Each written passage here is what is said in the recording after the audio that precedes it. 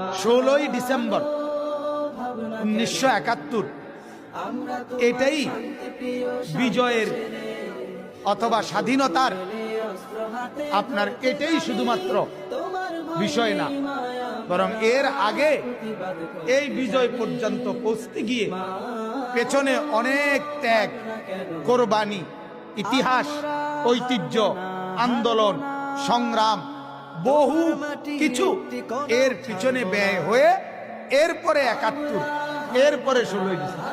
শুধু 71-এ যাদের অবদান শুধু তাদেরকেই স্মরণ করলে হবে না। 1757 সন থেকে যেদিন নবাব সিরাজউদ্দৌলার পতন হয়েছে, সেদিনের পর থেকে এই লম্বা সময় এই ভারতীয় উপমহাদেশের আজাদির জন্য, স্বাধীনতার জন্য যত মানুষের ত্যাগ ছিল প্রত্যেককেই আজকে শ্রদ্ধার সাথে স্মরণ করা জরুরি। এই মাটির পিছনে প্রত্যেকের অবদান।